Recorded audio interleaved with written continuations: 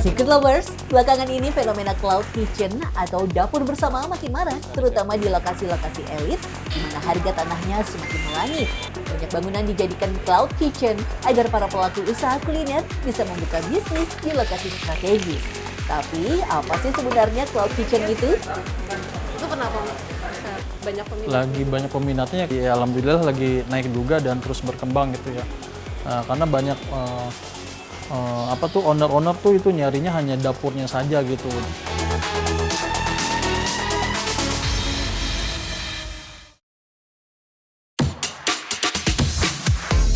Buat yang belum tahu nih, cloud kitchen juga dikenal sebagai ghost kitchen atau virtual kitchen, yakni restoran yang hanya melayani pesan antar dan take away tanpa menyediakan area makan di tempat.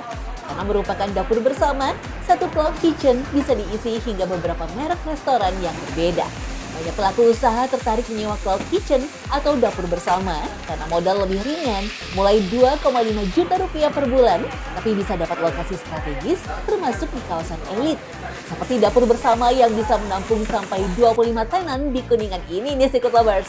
Posisinya sangat strategis di tengah area perkantoran dan cocok untuk bisnis kuliner yang menargetkan pegawai kantor sebagai konsumennya. Tenan Dimsum ini sudah menyewa cloud kitchen atau dapur bersama selama 2 tahun. Lokasi ini ternyata merupakan cabang pertama mereka yang kini telah berkembang menjadi 5 cabang loh. Uniknya, seluruh cabang sama-sama menyewa space di cloud kitchen karena dianggap paling efektif untuk menjalankan bisnis. Lokasinya menentukan target konsumennya. Kan kalau di sini kita ngambil di kantoran, terus kalau di beberapa misal di Rawamangun, kita ngambil targetnya di orang-orang perumahan. Ya, terus juga dimsum itu kan bisa buat ngemil ya rame-rame. Itu cocok banget tuh buat di kantor, buat bersama keluarga, itu cocok banget. Makanya kita jual dimsum ini. Umumnya, satu lapak berukuran 2 kali 1 meter persegi dengan biaya sewa 2,5 juta rupiah. Namun mereka menyewa 2 lapak sekaligus. Untuk bisa menempati cloud kitchen, dapur dimsum ini minimal harus membayar sewa selama 6 bulan. Untuk menyiasati keterbatasan ruang, operasional hanya dijalankan oleh 3 karyawan. Masing-masing sudah memiliki peran yang jelas. Satu orang bertugas mengukus dimsum, yang lain menangani sales mentai hingga proses torching, sisanya fokus packing. Di sini, tenan hanya mendapatkan ruang kosong dan meja kayu, sehingga seluruh peralatan masak harus dibawa sendiri. Dapur dimsum ini melengkapi kebutuhan mereka sendiri dengan meja besi, alat pengukus, hingga mesin pendingin. Meski begitu, tenan tidak perlu mengeluarkan biaya tambahan untuk listrik dan air. Mereka juga mendapatkan fasilitas Wi-Fi dan CCTV. Selain itu, keamanan pun terjamin karena ada petugas yang selalu standby di lokasi. Itu kenapa Mas? Bisa banyak peminat? Lagi banyak peminatnya ya karena udah dari masa pandemi ya kita lagi ya alhamdulillah lagi naik juga dan terus berkembang gitu ya. Karena banyak owner-owner tuh itu nyarinya hanya dapurnya saja gitu. Jadi langsung makanan siap saji langsung kasih ke customer seperti itu. Jadi hanya cepat main cepat aja. Apalagi Seperti itu kalau tanpa jadi lokasinya juga lokasinya strategis ya, area perkantoran terus area perumahan elit juga, dekat pusat kota juga, seperti itu. Kalau cloud kitchen disewakan untuk para pelaku usaha kuliner yang ingin menjual makanan di lokasi bisnis yang diinginkan, pemilik toko roti di Kebayoran Baru, Jakarta Selatan ini menyulap teras rumah mereka menjadi dapur sekaligus tempat penjualan online.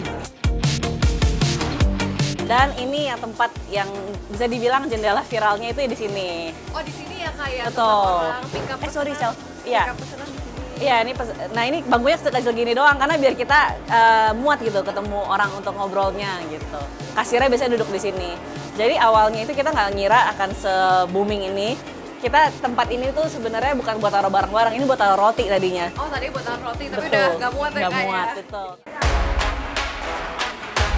Secret Lovers, Siska dan Rahel membagi dapur minimalis mereka menjadi 2 area. Bagian dalam seluas 4 x 12 meter persegi untuk proses baking, mulai dari mengadon, membentuk adonan hingga pemanggangan. Di sini juga terdapat area cuci tangan dan jendela kecil untuk menerima order. Penempatan area pemesanan di titik ini bukan tanpa alasan, karena mereka ingin customer bisa melihat langsung sekaligus mencium aroma roti yang baru dipanggang saat memesan. Sedangkan bagian luar seluas 4 x 20 meter persegi digunakan untuk penyimpanan roti matang, packing, pembuatan minuman, dan pengemasan pesanan. Karena kan jarang kan ada yang kayak bakery yang belinya dari jendela gitu. Dan sekarang ekonomi sekarang kayaknya kalau bisa dihemat deh. Sebenarnya itu alasan kenapa kita juga buka di rumah, karena kan cost-nya 0 gitu. Maksudnya cost-nya yang nggak ada sewa tempat. Sebelumnya kita sempat sewa tempat setahun dan itu sepi banget. Saat kita udah mau habis sewanya, kita pikir gimana ya? Terus Rica bilang gimana kalau balik ke rumah aja gitu. Menariknya, meski ruang terbatas, di sini ada 10 karyawan yang bekerja teratur sesuai pos masing-masing. Mulai dari kasir, bagian minuman dan packing, runner penghubung ke ojek online, hingga tim pembuat roti dan isian. Sistemnya juga fleksibel karena peran karyawan di rolling setiap hari agar semua serba bisa. Mungkin karena ini kali ya, kita itu juga learning by doing. Maksudnya pas jalan kita banyak penyesuaian, tapi iya, kita lebih sesuaiin kayak ya udah kita punya space segini, kira-kira kerjaannya flow-nya seperti apa nih Ada gitu. production flows yang kita harus fix. Iya. Sesuaiin dia punya size. Ini udah Banyak berubah. perubahan. Banyak perubahan. Soalnya kita juga kayak saat dari kadang teori sama pas dari coba tuh beda gitu loh. Pas dari coba, oh ternyata isunya ada kayak gini. Kayak contoh misalnya kita taruh kayak gini, oh ternyata kalau orang lalu lalang tuh panas atau takut bahaya gitu. Ya udah kita ganti gitu. Bagi mereka, konsep pesan makanan di jendela khusus take away justru menjadi daya tarik tersendiri. Bukan sekedar praktis, tapi juga memberi pengalaman belanja yang berbeda. Bedakan usaha ini dari yang lain. Dalam satu hari, dapur minimalis ini bisa memproduksi hingga 800 roti dari jam 4 subuh sampai jam 11 siang. Harga rotinya mulai dari Rp14.000 sampai Rp39.000. Secara biaya juga jauh lebih ringan dibanding saat mereka menyewa ruko di Jakarta Barat yang mencapai Rp50 juta per tahun. Menariknya, penjualan justru lebih baik di sini. Iya, ngaruh sih. Soalnya karena kan pasti spending habit tiap daerah beda dan kebetulan di sini itu sesuai dengan pricing kita, sesuai dengan value kita. Mereka juga melihat produk kita juga tahu, maksudnya kita memakai kualitas yang bagus, bahan-bahannya juga nggak murah, makanya memang harganya bisa dibilang bukan affordable banget gitu, tapi ya maksudnya nggak mahal juga gitu. Nah jadi di sini kita juga konsumennya semuanya lah, jadi ada dari anak kecil sampai ada yang kerja ngekos juga di sini banyak kan, terus sama kantor juga sering juga gitu. Acara kita sering dapat ya banyak pesanan dari kantor, acara kantor, snack box kantor, bahkan sampai bingkisan anak kecil mau ulang tahun. Bingkisan anak kecil paling sering sih. Posisi rumah yang tergolong strategis membuat toko roti ini mampu menjangkau berbagai segmentasi konsumen. Mulai dari warga sekitar, pengunjung yang nongkrong di area Jakarta Selatan, hingga para pekerja kantoran di sekitarnya. Aini sudah langganan roti di toko roti rumahan ini selama 6 bulan terakhir. Dia tinggal di Rawamangun dan bekerja di Fatmawati, namun sering menyempatkan diri sebelum berangkat kerja untuk membeli roti di sini. Karena aku biasa beli sih, emang aku suka banget flash scallion-nya gitu. Yang lain juga banyak yang enak, muffinnya juga aku suka. Mungkin sebulan bisa 4 kali. Secara harganya menurut aku masih oke sih. Kalau roti aku take away sih karena kayak langsung pergi lagi kan gitu, jadi nggak apa-apa sih kayak gini.